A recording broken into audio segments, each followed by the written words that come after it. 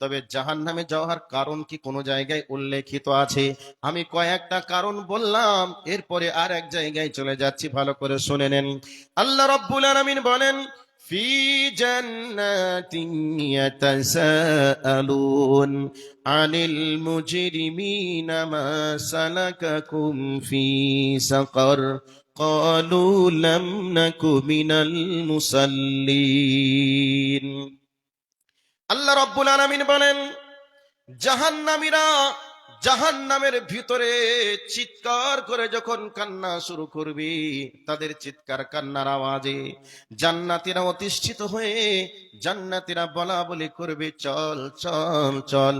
ওই জাহান্নামের ভিতরে ওই ব্যক্তিগুলা কেন যেন কান্না করছে, একবার দেখে আসি, চল। এবার আপনাদের প্রশ্ন থেকে যেতে পারে, মাওলানা তাহলে জান্নাত আর জাহান্নাম নাকি কাছাকাছি পাশাপাশি হবে, যে এরকম আওয়াজ হবে, কান্নার আওয়াজ শুনতে পাবে? এবার আপনাদেরকে বলে দিই, আপনারা নিচে তলায় বসে আছেন, মনে করে নেন আপনাদের উপরে কেউ 5 তলার উপরে বসে আছে।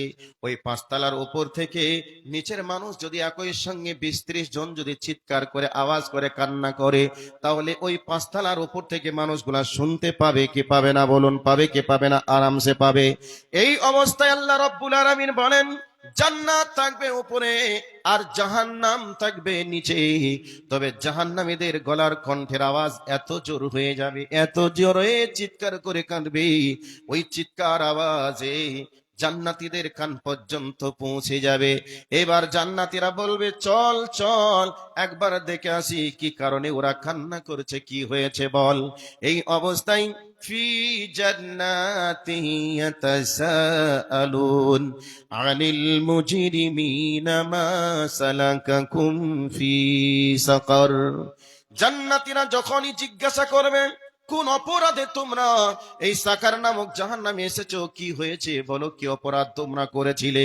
সাথে সাথে তারা উত্তর দিবে, আজকে এই সাকার নামক জাহান্নামের মধ্যে আসতে হয়েছে। আলেম উলামা দিন রাত মানুষদেরকে নামাজের কথা বলে, বলে কি বলে না? বলে। বলার পরে মানুষ কি শুনে?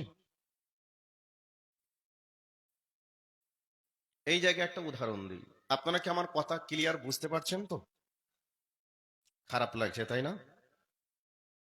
গান শুনবেন তো, গান শোনা লোক তো কোরআনের আয়াত পড়লে হয়তো অনেকের বিরক্ত লাগে যে গজল গাইতে হবে, তারপরে একটু শুনুন ভালো করে। তো উদাহরণ হলো, দুই বন্ধু গেছে কলকাতা।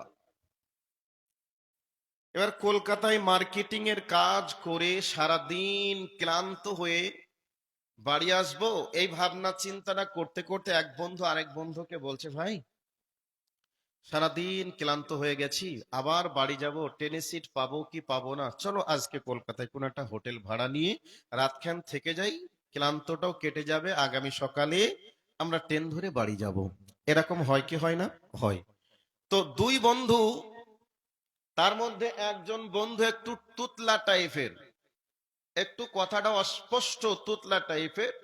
এখন দুই বন্ধু মিলে হোটেল ম্যানেজারের কাছে গেল। হোটেল ম্যানেজার বলল, ঘর তো সব বুক হয়ে আছে, রুম খালি নেই, তবে 50 তলার উপরে একটা রুম খালি আছে, তবে লিফট কিন্তু নেই, সিঁড়ি বেয়ে বেয়ে যেতে হবে। এখন দুই বন্ধু বলল, চল কষ্ট করে যাই, তারপরেও তো 1-8 ঘন্টা হেঁটে গিয়েও তো আরাম করতে পাবো, চলো। তো এই অবস্থায় দুই বন্ধু ঘর পেয়ে আনন্দেই চলছে, কিন্তু চাবিটা নিতে ভুলে গেছে। আর যে তুতলা, এই বন্ধু বারবার ওই ভালো বন্ধুটাকে বলছে, এই চাবি নিয়েছিস, চাবি নিয়েছিস, এই কথা কিন্তু বারবার বলছে। আর এ বন্ধু মোবাইলে ফোন লাগিয়ে আনন্দে গল্প করতে করতে উপরের দিকে উঠছে, 49 তলায় পৌঁছে গেছে। এই অবস্থায় বন্ধুকে বলছে, আচ্ছা তুই বারবার বিরক্ত করছিস, তুই তো দেখছিস যে আমি মোবাইলে কথা বলছি, এরপর বারবার বিরক্ত করছিস, আজ বল তো তুই কি বলতে চাচ্ছিলি? এই অবস্থায় তোতলা বলছে, আরে ভাই আমি বলছিলাম চাবি নিয়েছো, চাবি। এই কথা যখনই বলেছে তখন ভালো বন্ধুটা বলছে, সর্বনাশ, তুই চাবি নিস না? বলছে, আমি যদি চাবি নিতাম তাহলে তোকে কি বলতাম যে চাবি নিয়েছিস, চাবি নিয়েছিস? আমি নেইনি বলেই তো তোরে জিজ্ঞাসা করছি, তুই কি নিস না? এই অবস্থায় ভালো বন্ধুরা বলছে না তো নেইনি চাবি। আচ্ছা বলুন, এবার ওই 39 তালা থেকে 49 তালা থেকে আবার যদি নিচে আসতে হয়, নিচে এসে আবার যদি চাবি নিয়ে যেতে হয়, তাহলে রাত জেগে বাড়ি আসাটা ভালো ছিল না 50 তালায় 2-3 বার উঠানামা ভালো হলো? আসলেই বুদ্ধিমানের পরিচয় হতো তখনই যখন তুতলা কি বলছি তা দেখলেই। তো আলেম ওলামাদেরকে বর্তমান সময়ের মানুষেরা তুতলা মানুষের থেকেও খারাপ নজরে দেখতে চায়। এই অবস্থায় আলেম ওলামারা বারবার বলে, ভাই নামাজ না পড়ে কাফের অবস্থায় যদি কবরে যান তাহলে হিসাব দেওয়া লাগবে, জাহান্নামে যাওয়া লাগবে। এই করে করে যতদিন যৌবন থাকে ততদিন আলেম ওলামাদের কথাকে কর্ণপাত না করে যখন বৃদ্ধ বয়সে পদার্পণ করে, এই অবস্থায় বেটা বুঝে গেছে আর তো আমার শরীরে জোর নেই, এই অবস্থায় বলে, মৌলভী সাহেব এতদিন যা কিছু করলাম, এখন তো মরণের সময় হয়েছে, এখন আপনি আমাকে কিছু দোয়া কালাম শিখান যাতে করে কবর থেকে বেঁচে যাই। এরকম কথা বলে, আর এই অবস্থায় দোয়া কালাম শিখতে গিয়ে আর মুখ দিয়ে উচ্চারণ ঠিক মতো করে হয় না, রুকু দিতে গিয়ে আর মেরুদণ্ড সোজা হয় না, শাস্ত্রের বৈঠকে ভালো করে বসতে পারে না। আলেম ওলামাদের কথাকে জীবনে নাম না দিয়ে ওই তুতলা মানুষের মতো আলেমদের কথাকে মূল্যায়ন করেছে বৃদ্ধ বয়সে, শিশির বাড়ি। এই অবস্থায় না জান্নাতে যাওয়ার প্রস্তুতি নিতে পারে, না জাহান্নামের আযাব থেকে বাঁচতে পারে। এইরকম একটা সিচুয়েশন তৈরি হচ্ছে বর্তমান সমাজে, হয় কি হয় না? যতদিন শরীরে জোর থাকে, যতদিন যৌবন থাকে, ততদিন পর্যন্ত আমাদেরকে কাউকে মসজিদে দেখা যায় না, মসজিদে পাওয়াও যায় না। যৌবন শেষ, এই অবস্থায় মসজিদে যায় লাঠি হাতে করে ঠকর ঠাই করতে করতে, আর এই অবস্থায় যাওয়ার পরে কোনো কাজ থাকে না। আলেম ওলামাদের পিছনে কুটকুট করে লাগে আর বারবার বলে, মৌলভী সাহেবরা আমাদের মতো এত তাহাজ্জুদের নামাজও পড়ে না, আর আমাদের মতো মসজিদে বসে সুবহানাল্লাহ আল্লাহু আকবার আস্তাগফিরুল্লাহ তাসবিহ করতে পারে না। এই ধরনের কথা বলে সমাজে বিভ্রান্তি এক শ্রেণীর মানুষে লাগায় কি লাগায় না? আর যত এই ধরনের বয়স্ক ব্যক্তিরা মসজিদের ইমামের পিছনে লেগে ইমামের বিরুদ্ধে কুৎসা রটিয়ে সমাজে একটা বিভ্রান্তি লাগানোর চেষ্টা করে কি করে না? করে। কারণ তার তো আর কাজ নেই, তার কাজ শেষ। এই অবস্থায় বাড়ি আর মসজিদ না, বাড়ি থেকে কিছু করতে পারে, বাড়িতে লাত খায়, মসজিদ আসে, মসজিদে এসে কিছু খবরদারি করতে কোথাও না পেরে মৌলবীরা পরে খবরদারি চলে। তো এই অবস্থা আমাদের সমাজের বর্তমান প্রেক্ষাপট চলছে। তো আলেমদের কথাকে ওই তুতলা ব্যক্তির মতো মনে করে। এই অবস্থায় এবার কথাটা শুনুন, জাহান্নামে মানুষদেরকে জান্নাতীরা জাহান্নামীদেরকে জিজ্ঞাসা করবে, মা সালাকাকুম ফি সাকার, বলো তোমাদের কি অপরাধ ছিল যেই অপরাধের কারণে তোমরা আজকে এই সাকার নামক জাহান্নামের মধ্যে এসেছো? এই অবস্থায় জাহান্নামীরা একই বাক্যে উত্তর দিবে, ক্বালু লাম নাকু মিনাল মুসাল্লিন, আমরা দুনিয়ায় মানুষ ছিলাম বটে, আমরা নামাজি ছিলাম না। এরপর আরো কিছু মানুষ উত্তর দেবে, ক্বালু লাম নাকু নুতঈমুল মিসকিন, তারা আবার কিছু মানুষ উত্তর দিবে, আমরা দুনিয়ায় মিসকিনদের খাদ্য খাবারের ব্যাপারে উৎসাহিত ভূমিকা পালন করতাম না, আমাদের কাছে ফকির মিসকিন থাকার পরেও আমরা মিসকিনদের খাদ্য দিতাম না, মিসকিনদের কোনো খোঁজ খবর নিতাম না, এই অপরাধ করার কারণে আজকে জাহান্নামের মধ্যে আসতে হয়েছে। এরপর আরো কিছু মানুষ বলবে, অকুন্না নাখুযু মাআল খায়দিন, জাহান্নামের মধ্যে আরো কিছু মানুষ বলবে, ওগো জাহান্নামে আসার পিছনে অনেক কারণ তো আছে, তার মধ্যে উল্লেখযোগ্য কারণ হলো এটাই, আমাদের কাছে কেউ যদি কোরআন হাদিসের কথা বলতো তাদের সঙ্গে আমরা তর্কই লেগে যেতাম, তাদের সঙ্গে আমরা তর্ক বিতর্ক করতাম, তাদেরকে নিয়ে আমরা সমালোচনা করতাম। বর্তমান সময়ে আলেমরা যখন বলে নামাজ না পড়লে কাফের অবস্থায় মারা যাবে, জানাজা পড়া যাবে না, এ কথা যখনই বলে এক শ্রেণীর বেনামাজিরা আলেমদের সঙ্গে তর্ক লাগায় কি লাগায় না? এই অবস্থায় আলেমদেরকে বলে দেয়, আপনার মতো ইমামের কোনো প্রয়োজন নেই, মসজিদ থেকে চলে যান, তবু ঠিক আছে, আপনার মতো আলেমকে আমাদের মসজিদের ইমাম হিসাবে রাখতে পারবো না। যদি থাকতেই হয় তাহলে আমরা যেভাবে বলবো সেভাবেই আপনাকে থাকা লাগবে, এমন আইন পাস করে কি করে না করে? আল্লাহ রাব্বুল আলামিন বলছেন কিয়ামতে কবর মানে সেই জাহান্নামের ভিতরে মানুষদেরকে যখন জিজ্ঞাসা করা হবে, বলো কোন অপরাধে এসেছো, এই অবস্থায় তারা বলবে আমরা দুনিয়ায় সমালোচনা করতে ভালোবাসতাম, সমালোচনা করতাম, তর্ক লেগে যেতাম, মানুষকে তর্ক করে তাদের কথাকে ডাউন করে দেওয়ার চেষ্টা করতাম। এই অপরাধগুলি করার কারণে আজকে আমাদেরকে এই জাহান্নামের মধ্যে আসতে হয়েছে। আমার ভাই, আমার বন্ধুরা, আমার বাবা জীবনেরা, যারা এই রোগে আক্রান্ত অবস্থায় রয়েছেন, এই রোগগুলিকে আজ থেকে ট্রিটমেন্ট করে নেন।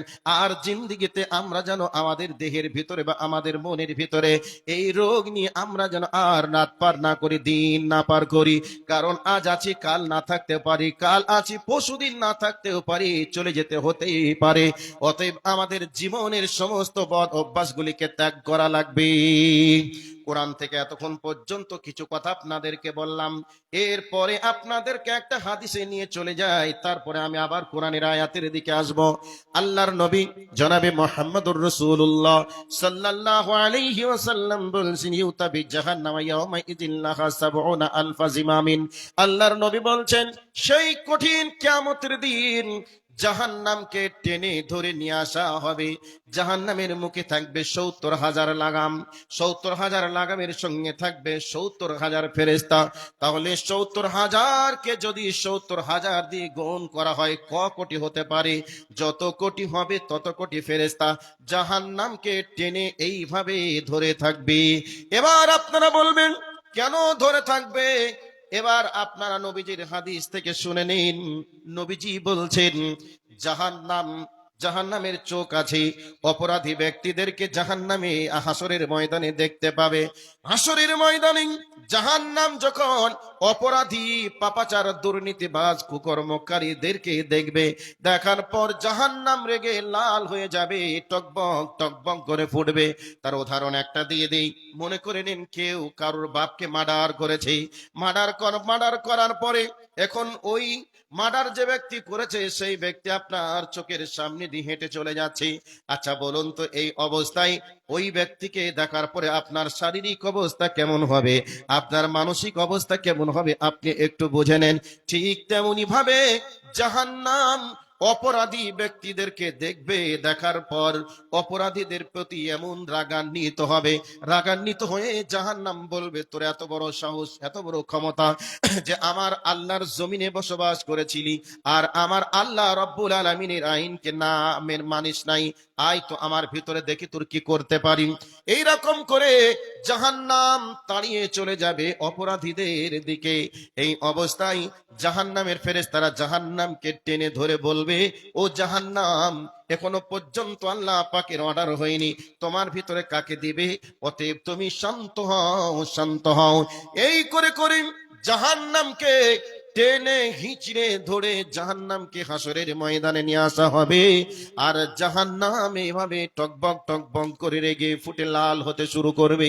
এবার আপনাদের প্রশ্ন থেকে যেতে পারে, মাওলানা জাহান্নাম বা কত বড় হবে, আর জাহান্নামের ফেরেশতারা বা কতটুকু হবে যে এত কোটি ফেরেশতা জাহান্নামকে টেনে থাকবে, ধরে থাকবে?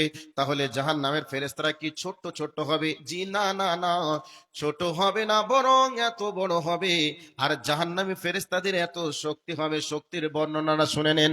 আমাদের মা বোনেরা যেমন রুটি তৈরি করে, একদিক রুটি হয়ে গেলে ওই রুটিটাকে উল্টি আবার নিচের দিকটাকে উপরে দিয়ে দেয়, আবার উপরের দিকটাকে নিচে দিয়ে দেয়, ঠিক সেইভাবে একটা ফেরেশতার দৈহিক শক্তি আল্লাহ রব্বুল আলামিন এত দিয়েছেন, জমিনের তলে হাত ভরে দিয়ে জমিনটাকে নিচের দিকটা উপরে দিতে পারবে আর উপরের দিকটা নিচে দিতে পারবে। এত শক্তির অধিকারী রব্বুল আলামিন বানিয়েছেন এক একটা ফেরেশতাকে। তাহলে জাহান্নামটা কত বড় হবে? যত বড় হবে। এবার বর্ণনাটা আমি আপনাদের কাছে এই জায়গা থেকে শেষ করে দিলাম। ২ নম্বর বর্ণনায় এবার আমি হাদিসের দিকে, আর একটা হাদিসের দিকে লক্ষ্য রেখে কথাগুলা বলতে চাই। আল্লাহর নবী বলছেন, ইন্নাস সাখরাতাল আযীমাতা লা তুলকা মিন শাফিরি জাহান্নাম ফাতাহাবি ফিহা ৭০ আবান ওয়া মা তুফুদি ইলা কারারিহা। নবীজি বলছেন জাহান্নামের উপরে যদি একটা পাথরকে ছেড়ে দেওয়া হয়, 70 বছর ধরে নিচের দিকে নামতে থাকবে।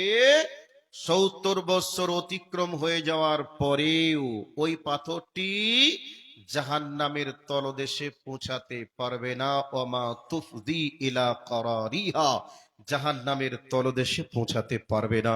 তাহলে জাহান্নামের গভীরতাটা কত হবে? এখন একটা সায়েন্সের টিচারকে নিয়ে আসুন, খাতা কলম হাতে ধরিয়ে দেন, আর এবার আপনি বলুন একটা পাথরকে নিচের দিকে ছেড়ে দেন, 1 সেকেন্ডে কয় কিলোমিটার নিচের দিকে নামছে, 2 সেকেন্ডে কয় কিলোমিটার নামছে, 1 মিনিট হলে কত কিলোমিটার নামবে। এইরকম করে হিসাব করে করে করে করে 70 বৎসরের হিসাব যদি করা যায়, তাহলে অঙ্কের কি কোনো সংখ্যা বার করা সম্ভব হবে যে কত হাজার কিলোমিটার, কয় কোটি কিলোমিটার নিচে পাথরটা পৌঁছাবে? এর কি হিসাব খুঁজে বার করা যাবে? বার করা যাবে না। তাহলে জাহান্নামের গভীরতাটা কত হবে? এই জাহান্নামের ভিতরে যাবে কে? এবার মূলত ট্রিটমেন্টটা এই জায়গায় রাখার চেষ্টা করব। কাফেররা জাহান্নামে যাবে এ কথা আল্লাহ বলেছেন, নবীজিও বলেছেন। ইহুদিরা জাহান্নামে যাবে, খ্রিস্টানরা জাহান্নামে যাবে, এক কথায় অমুসলিমরা জাহান্নামে যাবে, কোরআন এবং হাদিস থেকে বোঝা যায়। তবে এবার শুনে রাখুন, যদি আমরা মনে করি, বা কোরআনের আয়াতটা আগে বলি, ইন্নাল মুনাফিকিনা ফি দারকি আসফালি মিনান নার, যারা মুনাফিক হবে তারা জাহান্নামের তলদেশে অবস্থান করবে। তাহলে জাহান্নামের তলদেশে কারা যাবে? যারা মুনাফিক তারা যাবে। এখন যদি আমরা বলি মৌলভী সাহেব মুনাফিক মানে আমরা ইহুদি দেখব, কোথায় যাব? ইহুদি দেখতে গেলে ইসরায়েলে যেতে হবে। যদি আমরা বলি খ্রিস্টান দেখব, আমেরিকায় যেতে হবে। যদি বলি বুদ্ধ দেখব, হয় মায়ানমারে অথবা চীনে যেতে হবে। তাহলে এক একটা জাতি এক একটা দেশে বসবাস করছি। যদি বলি মুনাফিক দেখব, তাহলে কোথায় যেতে হবে? একটু বলুন তো, মুনাফিক দেখতে গেলে কোথায় যেতে হবে? হ্যাঁ, মুনাফিকের জন্য কি কোনো দেশ আছে? তাহলে মুনাফিক পাওয়া যাবে কোথায়? সব দেশে পাওয়া যাবে। কোন জায়গায়? মুনাফিক দেখতে হলে মসজিদে যেতে হবে। মসজিদে না গেলে তাকে বেনামাজি কাফের বলা হয়। আর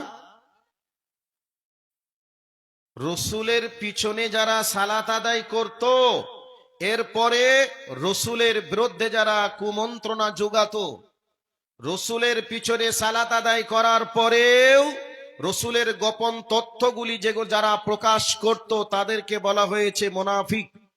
তো একটা ব্যক্তি নামাজ পড়ে না, তাকে কাফের বলা যাবে, তাকে অমুসলিম বলা যাবে, তাকে মুরতাদ বলা যেতে পারে। পরিস্থিতিতে তার ফতোয়া আলাদা আলাদা আলাদা রয়েছে। কিন্তু মুনাফিক হতে গেলে কোনো বেনামাজিকে মুনাফিক বলা যাবে না, নামাজি হতে হবে, তারপরে মুনাফিক হওয়া যাবে। তো নামাজি হওয়ার পরে 3খানা 4খানা বৈশিষ্ট্য কারোর ভিতরে যদি থেকে যায়, তাহলে তাকে মুনাফিক হতে হবে। এবার শুনে নেন, পৃথিবীর মধ্যে সব থেকে দামি জায়গার নাম হলো মসজিদ। তো মসজিদে যাওয়ার পরেও যারা এই 3টা বা 4টা অভ্যাসকে যারা পরিবর্তন করতে পারবে না, তাদেরকে মুনাফিক বলা হবে। নবীজি এটাই বলতে চেয়েছেন যে পৃথিবীর মধ্যে দামি জায়গা মসজিদ, মসজিদে যাবে, এর পরেও তুমি এই অভ্যাসকে ত্যাগ করতে পারবে না। এই জন্য তোমাকে নিকৃষ্ট জায়গায় থাকা লাগবে। দামি জায়গায় যাওয়ার পরে তোমার চরিত্রকে তুমি পরিবর্তন করতে পারোনি, এই জন্য তোমাকে একেবারে জাহান্নামের তলদেশে অবস্থান করা লাগবে। এবার আমরা যারা মুসল্লি আছি, একটু বুকে হাত দিয়ে দেখি তো এই রোগগুলি আমাদের ভিতরে আছে কি না। ইদা ওয়াদা আখলাফা, আমরা অনেকেই ওয়াদা করি, ওয়াদা করার পরে আমরা খিলাফ করি। তো যে ব্যক্তি ওয়াদা খিলাফ করবে, মুনাফিকের 4টা বৈশিষ্ট্যের মধ্যে একটা বৈশিষ্ট্য তার ভিতরে বিদ্যমান থাকবে। অনেক মানুষ আমরা মসজিদ মাদ্রাসায় এই দেব ওই দিব কথা দিই, কথা রাখি না। তো কথাকে যারা খিলাফ করে, ওয়াদাকে যারা খিলাফ করে, তাদেরকে আমরা কি বলি? মুনাফিক বলি। তো আমরা ওয়াদা করার পরে খিলাফ কারা কারা করি, এই ধরনের মাল কে কে আছে একটু দেখি। 2 নম্বর হলো ইদা হাদ্দাসা কাযিবা, কথা বললেই মিথ্যা কথা বলে। মিথ্যা কথা, কথা বলার সময় মিথ্যা কথা বলে। তো কথা বলার পরেও যদি মিথ্যা কথা বলে, নামাজি হওয়ার পরেও, মসজিদে যাওয়ার পরেও যদি আমাদের জবান থেকে, আমাদের মুখ থেকে যদি মিথ্যা বন্ধ না করতে পারি, তাহলে আমাকে জেনে রাখতে হবে মুনাফিকের একটা বৈশিষ্ট্য আমার ভিতরে বিদ্যমান আছে। এরপরে আরেকটা বৈশিষ্ট্য হলো আমানত রাখলে খিয়ানত করে। আমানত বলতে আপনার মসজিদের ইমাম আছে, মাদ্রাসার শিক্ষক আছে, বিদেশি মানুষ, আপনার সঙ্গে বন্ধুত্ব তৈরি হয়েছে। এখন ওনার গোপন তথ্য, মানুষ মাত্রই কিছু গোপন পার্সোনালিটি থাকে, তো এই গোপন কথাগুলি আপনার সঙ্গে বন্ধুত্ব হওয়ার কারণে আপনাকে শেয়ার করলো। এই অবস্থায় আপনি সুযোগ বুঝে ওই ব্যক্তির গোপন তথ্যগুলিকে ফাঁস করে দিলেন। আগে বলেছিলেন আমি আমানত রাখলাম, আমি কাউকে বলবো না। এই অবস্থায় এখন আপনি কিছু বলবেন? একটু মা বোনদেরকে বলছি, আপনি দয়া করে এদিকে চলে আসুন, এদিকে জায়গা আছে। মা বোনেরা আপনারা এদিকে চলে আসুন। আর ভাই বাবাজিদেরকে বলছি একটু চেপে আসুন, চেপে আসুন, জায়গাটা একটু ওইদিকে। আচ্ছা, আপনি একটু বসেন, আমি দেখে নিচ্ছি এবার। আচ্ছা ভাই, অনেকক্ষণ থেকে বসে আছেন। বসে থাকতে থাকতে আমরা ট্রেনে ইজার ভীষণ যদি এসি কম্পার্টমেন্টেও থাকি, তারপরে মাঝে মধ্যে আমরা দাঁড়াই, তাই না? দাঁড়ালে একটু মাজাটা আর কাঠিটা ছাড়ে, ভালোই লাগে। তো এইরকম ভাবনা চিন্তা আপনাদের অনেকের। একবার নারাই তকবীর দিব, সামনের দিক থেকে নারী পুরুষ সকলে উঠে দাঁড়াবেন। নারাই তকবীর দেব, উঠে দাঁড়াবেন, তারপর আমি যা বলবো তারপর সেটা করবেন। এটা আপনাদের কাছে আমার দাবি থাকলো। দেখি আপনারা এতটুকু কথা মানতে পারেন কিনা। একবার নারাই তকবীর দিব, সামনের দিক থেকে নারী পুরুষ সকলে উঠবেন। আস্তে করে বলবো নারাই তকবীর, নারাই তকবীর। আচ্ছা, এই মানুষগুলা কি উঠলো না? কারণ কি গো? ওই কি হলো গো? উঠেন। আজকে অবাধ্য হয়ে আছে রে বাবা। সামনের দিকে আগে আসেন। আরে বাবা, কথা কি বুঝে আসছে না আপনাদের? সামনের দিকে আগে আসুন, সামনের দিকে আগে আসুন, সামনে আগে আসুন। পিছনে যেনারা আছেন এই সুযোগে বসে যান, সামনের দিকে আগে আসুন। এবার ভাই, সামনে যারা আছেন আপনারা, পিছনে যারা আছেন সামনের দিকে আগে আসুন। সামনে যার যতটুকু জায়গা ফাঁকা আছে বসে আগে আসুন, আর সামনের দিক থেকে বসুন। আর ইবলিস ভাষা দিলে আপনারা বসবেন বলেন তো? আচ্ছা আচ্ছা, এসে গেছে বেশ, আর জায়গা বেশি নাই। খুব লজ্জাশীল মানুষ গো, খুব লজ্জাশীল মানুষ। আচ্ছা বসে যান, এবার বসে যান, বসে যান। আচ্ছা ভাই, পিছনে যারা দাঁড়িয়ে আছেন আপনাদের জন্য এই মানুষগুলিকে কষ্ট দেয় আমি। এরপরে যদি না বসেন তাহলে মোবাইলগুলি একটু সতর্ক সাবধান রাখবেন, ওরা মোবাইল নেওয়ার জন্য এসছে। সামনে আগে এসে জমি জমি বসুন, ঠান্ডা বেশ পড়ছে। মা বোন বসে যান, এবার আপনারা বসে যান গো, আর মুখটাকে বন্ধ খুলিয়েন না মা, একটু বসে যান এবার। তো এখনো যদি 200-300 লোক আসে বসতে পারবে। আরে ভাই, এই তোমাদের ফুল প্যান্ট কি খুব টাইট নাকি বসলেই ফেটে যাবে এরকম নাকি? হ্যাঁ, তোমাদের দোষ তো নয়, তোমাদের কোম্পানির দোষ। খুশি সাব্যস্ত করে নিজে মান সম্মান লুটার চেষ্টা চলে। এই ধরনের ব্যবস্থা, এই ধরনের অবস্থা আমাদের ভিতরে আছে না নেই? কি গো, এদের এখানকার মানুষ সব মনে হয় ফেরেশতা, এই ধরনের কোনো রোগ নেই মনে হয়, নাকি আছে? তাহলে কটা হলো? ওয়াদা করে খিলাফ করা, 2 নম্বর হলো কথা বলে মিথ্যা বলা। এই ধরনের রোগ, এই ধরনের স্বভাব যদি কোনো মানুষের ভিতরে থাকে, তাকে বলা হয়েছে মুনাফিক। আর মুনাফিক মারা গেলে যাবে কোথায়? জাহান্নামের তলদেশে। আর এই মালগুলি কোথায় পাওয়া যাবে? মসজিদে পাওয়া যাবে। পৃথিবীর মধ্যে দামি জায়গার নাম হলো মসজিদ। মসজিদে যাওয়ার পরে এই স্বভাবগুলিকে যদি পরিবর্তন না করে, আপনাকে কেউ বাঁচাতে পারবে না। এই জায়গা থেকে বাঁচানোর জন্য মহানবী বিশ্বনবী মুহাম্মদুর রাসূলুল্লাহ সাল্লাল্লাহু আলাইহি ওয়াসাল্লাম আমাকে আপনাকে বাঁচার পথ পন্থা দিয়ে গেছেন। এরপরেও যদি আমি আপনি বাঁচতে না পারি, কিচ্ছু করার নেই। এবার একটু ভাবনা চিন্তা করার চেষ্টা করি। এবার চলে আসুন, এবার কিছু জায়গাতে হাদিস থেকে বলবো, আবার কোরআনের দিকে যাব। আল্লাহর নবী বলছেন, একজন জাহান্নামী ব্যক্তির শরীরের চামড়াকে আল্লাহ জাহান্নামের শাস্তি তারা ভোগ করতে পারে। এবার একটা কোরআনের আয়াতের অনুবাদ করলাম, আর একটা হাদিসের একটা পয়েন্টের অনুবাদ করলাম। এবার চলে আসুন, বিশ্বনবী মুহাম্মদুর রাসূলুল্লাহ মক্কা এবং মদিনার সমান দূরত্ব হবে।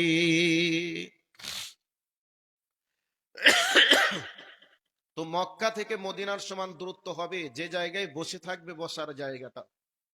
সূর্য কত কিলোমিটার দূরে আছে বলতে পারবেন? কত কিলোমিটার দূরে আছে?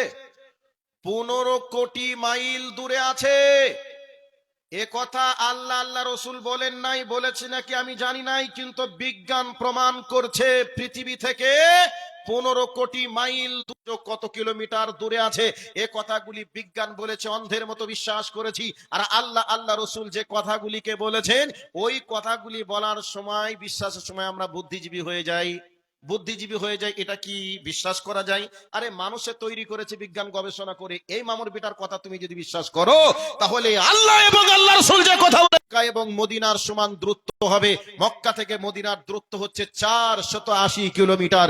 তো 480 কিলোমিটার জায়গা নিয়ে একটা জাহান্নামী ব্যক্তি বসে থাকবে।